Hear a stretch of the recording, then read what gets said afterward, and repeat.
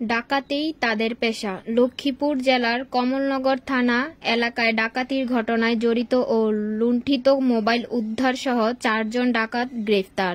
গত 22/12/2024 খ্রিস্টাব্দ দিবাগত রাত অর্থাৎ গত 23/12/2024 খ্রিস্টাব্দ রাত অনুমান 2টা 30 মিনিটের সময় জনৈক শাহিনুর বেগম, স্বামী আনোয়ার হোসেন, সাং চর লরেন্স, থানা কমলনগর, জেলা লক্ষ্মীপুর এর বসতঘরে একটি দুর্ধর্ষ ডাকাতি সংঘটিত হয়। এর পরিপ্রেক্ষিতে বাদী বিজ্ঞ সিনিয়র জুডিশিয়াল ম্যাজিস্ট্রেট আদালত, আমলী অঞ্চল, কমলনগর, লক্ষ্মীপুরে হাজির হয়ে একটি লিখিত অভিযোগ দায়ের করেন।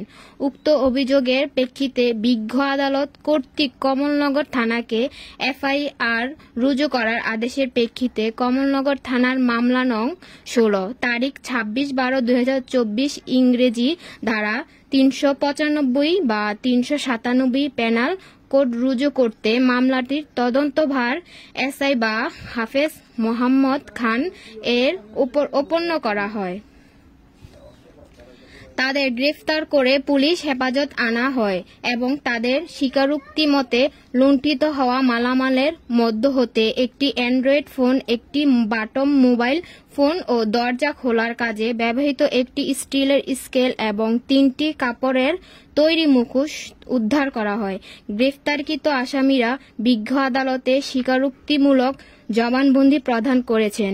অত্র ঘটনার সাথে জড়িত অন্যান্য আসামিদের শনাক্তপূর্বক গ্রেফতার সহ লুণ্ঠিত হওয়া অবশিষ্ট মালামাল উদ্ধারের জোর চেষ্টা অব্যাহত আছে।